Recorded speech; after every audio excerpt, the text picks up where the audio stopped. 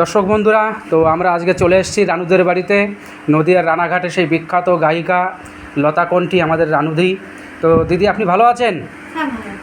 তো এই যে গ্রীষ্মের যে গরম, যে তাপদাহ, এতে তখন শরীর সব ঠিক আছে তো? আপনারা নিজেরাই বুঝছেন যে এরকম মানুষের শরীরের অবস্থা করতে পারে বা হয়, তাপ বেশি হলে মানুষ তো অবশ্যই অবশ্যই অবশ্যই। তো আপনার বাড়িটা দেখলাম খুব সুন্দর, বাঁশতলা, মানে বাঁশবাগান আছে পাশে, খুব ভালো ছায়া আছে এবং সুন্দর মনোরম পরিবেশ। তো হ্যাঁ, ঘরের মধ্যে তো গরম হবেই, ঘরের মধ্যে গরম হবেই। হ্যাঁ হ্যাঁ হ্যাঁ হ্যাঁ।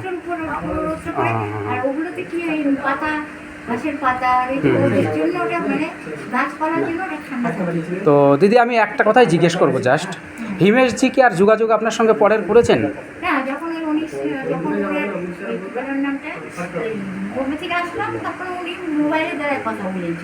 আচ্ছা আচ্ছা আচ্ছা। উনি বোম্বে থেকে ফোন করেছিল এবং ওনার যে তপন বলে একটা ব্যক্তি, তার মোবাইলে কথা বলেছিল। আচ্ছা আচ্ছা। ওই তখনই তো আমাকে বলে না, আমাকে আম্মি বলতে। আম্মি, বাহ বাহ। হ্যাঁ, ঠিকই আছে, অসুবিধে নেই। ঠিক আছে দিদি, তাহলে আমরা আসছি। হ্যাঁ, ঠিক আছে ঠিক আছে, ভালো থাকবেন। ঠিক আছে।